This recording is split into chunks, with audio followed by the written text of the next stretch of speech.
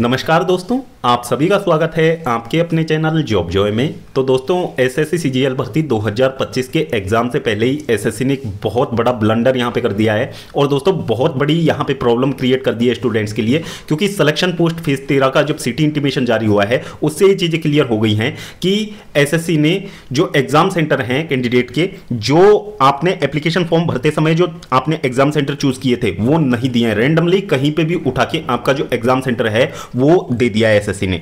तो यहां पे बहुत सारे स्टूडेंट्स की क्यूरीज आ रही हैं, क्योंकि कोई कैंडिडेट कोलकाता से है तो उसका जो एग्जाम सेंटर है वो एसएससी ने झारखंड डाल दिया, किसी का राजस्थान से है तो उस कैंडिडेट का बिहार डाल दिया। इसी तरीके से कोई कैंडिडेट यदि बिहार का है तो उसे भी रैंडमली भारत के किसी भी स्टेट में एग्जाम सेंटर दे दिया है। और इसकी कोई यहां पे दूरी की कोई लिमिट नहीं रखी है कि 500 किलोमीटर के अंडर में दिया है या फिर 400 किलोमीटर के अंडर में दिया है एग्जाम सेंटर। तो ये चीजें भी यहां पे एसएससी ने नहीं रखी हैं। जितना हो सके उनका जितना मर्जी स्टूडेंट्स को भला 1000 किलोमीटर दूर जाना हो तो वहां पे भी एग्जाम सेंटर स्टूडेंट्स का दे दिया है। अब इस चीज को आखिरकार क्या समझा जाए? क्या यहां पे एसएससी इनडायरेक्ट वे में ये कहना चाह रही है स्टूडेंट से कि आप एग्जाम मत दो?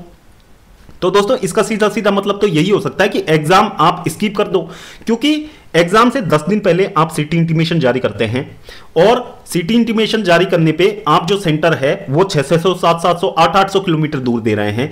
तो रेलवेज की आप स्थिति से भली बातें परिचित हैं। रेलवेज में यदि आपको सफर करना है, यदि आपको रिजर्वेशन करवाना है अपनी सीट का, तो आपको जो आपकी जर्नी डेट है उससे 1 या 1.5 महीने पहले रिजर्वेशन करवाना होगा, तब जाके आपको सीट्स मिल पाएंगी। लेकिन करंट में जो स्थिति है उसके अकॉर्डिंग इतनी दूर यात्रा करके एग्जाम दे पाना बहुत ज्यादा इंपॉसिबल सा है। तो ये चीजें एसएससी ने नहीं सोची हैं। और दोस्तों इससे ये चीज भी यहां पे क्लियर होती है कि अब जो टीसीएस है वो आपका एग्जाम कंडक्ट नहीं करवाने वाला है और ना ही आपका जो एग्जाम है टीसीएस की लैब्स में होगा। ये चीजें भी यहां से क्लियर हो चुकी हैं, क्योंकि यदि टीसीएस की लैब्स में आपका एग्जाम होता तो टीसीएस की लैब्स ऑल ओवर इंडिया बहुत सारी मात्रा में है। यदि टीसीएस की लैबों में यदि आपका एग्जाम होता तो आपका जो एग्जाम सेंटर है, जो आपने चूज किए थे 3 ऑप्शन, उनमें से किसी एक सिटी में आपका जो एग्जाम सेंटर है वो रह जाता। लेकिन अब ये बात आप मान के चलिए कि एडुकेटी आपका एग्जाम करवाने वाला है। जैसा कि हमने पहले भी बताया था आपको, एक डिपार्टमेंटल एग्जाम हुई थी, उसमें इंटरफेस पूरा चेंज देखने को मिला था। तो उसके बाद में दूसरा सबूत है कि एडुकेटी ही आपका जो एग्जाम करवाने वाला है। और यदि आपने एक बार एग्जाम इंटरफेस वाला जो वीडियो है वो नहीं देखा है तो आप वो भी एक बार जरूर जाके देख लें, क्योंकि उससे चीजें अच्छे से समझ में आएंगी कि एग्जाम का जो इंटरफेस है आपको किस तरीके का देखने को मिलेगा।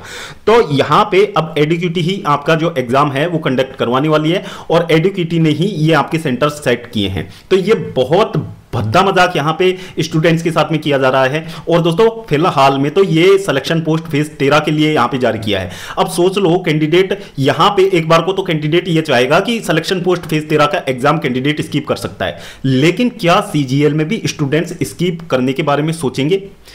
तो दोस्तों ऐसा बिल्कुल नहीं है, क्योंकि सीजीएल की जो मेहनत होती है, कैंडिडेट के 4-5 सालों की मेहनत होती है। कैंडिडेट पूरी साल भर मेहनत करता है और उस एग्जाम डेट का बेसब्री से इंतजार करता है। तो क्या यहां पे यदि एसएससी ने इतना भद्दा मजाक कर दिया और किसी कैंडिडेट की एग्जाम रह गई, कोई कैंडिडेट एग्जाम देने नहीं जा पाया टिकट की अनअवेलेबिलिटी के चलते या फिर किसी और कारण की वजह से, तो क्या यहां पे एसएससी इस चीज का जिम्मेदार होगा?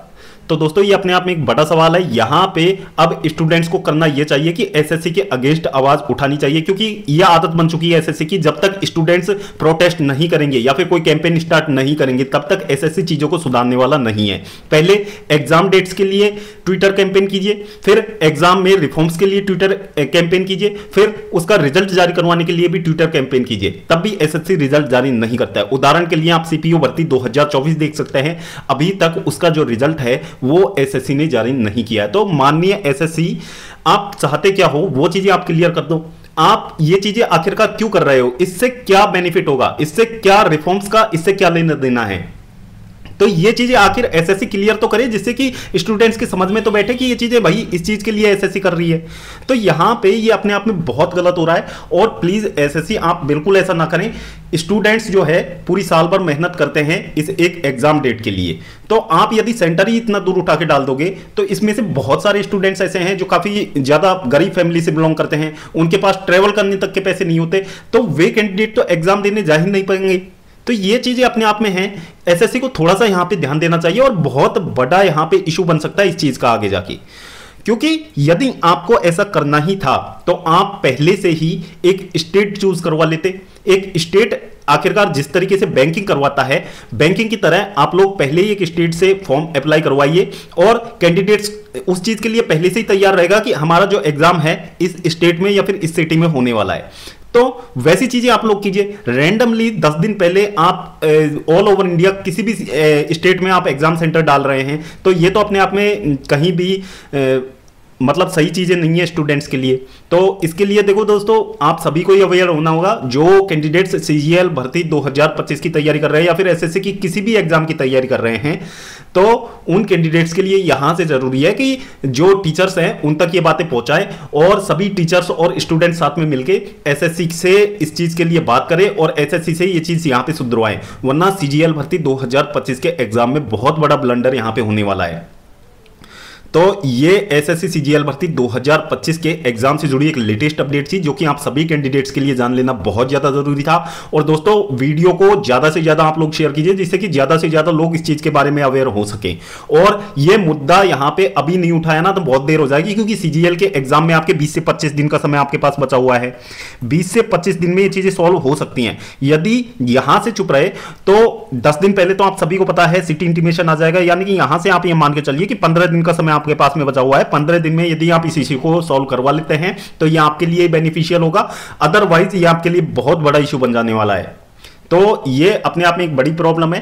तो यहां पे वीडियो को आप लोग ज्यादा से ज्यादा शेयर कीजिए और जो टीचर्स हैं उन लोगों तक भी आप ये वीडियो को पहुंचाइए। और टीचर्स से अपनी जो बात है, यदि आपके पास कोई मीडियम है टीचर्स से अपनी बात पहुंचाने का टीचर्स तक, तो दोस्तों अपनी बातों को टीचर्स के सामने रखिए, अपनी प्रॉब्लम्स को उनके साथ शेयर कीजिए, जिससे कि ये चीजें अभी इस टाइम रहते रिजॉल्व हो जाए।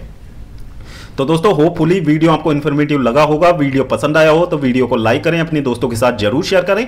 और अगर इससे पहले आप हमारे चैनल पर पहली बार विजिट कर रहे हो तो सभी सरकारी भर्तियों की लेटेस्ट और ऑथेंटिक अपडेट्स पाने के लिए चैनल को जरूर सब्सक्राइब करें, साथ ही बेल आइकन को भी प्रेस कर लें, जिससे कि आने वाली वीडियोस की नोटिफिकेशन आपको समय पर मिलती रहे। तो दोस्तों, इस वीडियो में फिलहाल इतना ही। जल्द मिलते हैं एक और नई सरकारी भर्ती की लेटेस्ट और ऑथेंटिक अपडेट के साथ। तब तक के लिए स्वस्थ रहें, तंदुरुस्त रहें और अपनी फ्यूचर एग्जाम्स की प्रिपरेशंस को जारी रखें।